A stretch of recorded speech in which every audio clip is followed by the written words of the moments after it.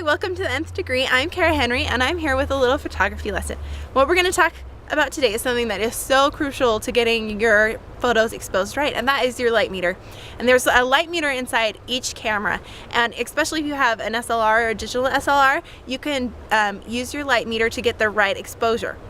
And how it works is it takes all the available light and averages it to get the medium gray. So if you've got to look at your frame, and if you've got something that's a lot of dark colors, then you're going to want to bump up your exposure. And how you do that is by decreasing your shutter speed. And if you have the opposite problem, like you have a lot of light or a sky background or something like that, you're going to want to put your exposure down. And how you do that is you increase your shutter speed.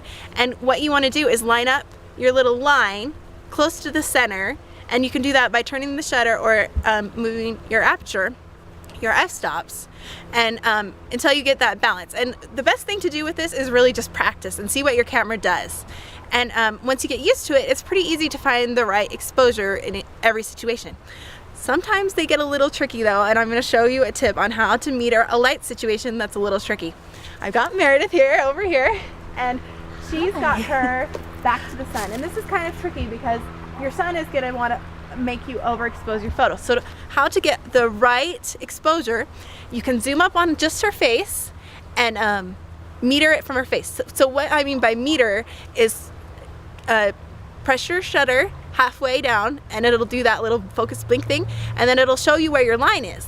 Well, you want to make sure, like I said, that line is in the center, and you might need to adjust a little up or down depending on your lighting situation. Again, that's something that you learn when you practice. Once you do that, then you step back, don't move your camera, don't move your settings on your camera, and just take the picture. And then you'll get a beautifully exposed photo. Okay, and then the other thing to keep in mind, especially in winter, is the first time I was taking pictures of our Meredith over here, I had like little branches growing all over. So one good thing is to check your photo, check the composition, make sure it doesn't look like there's any branches coming out of people's heads. And that's our little photography lesson. I hope that you've learned a lot. Practice, practice, practice. That's the best way to learn.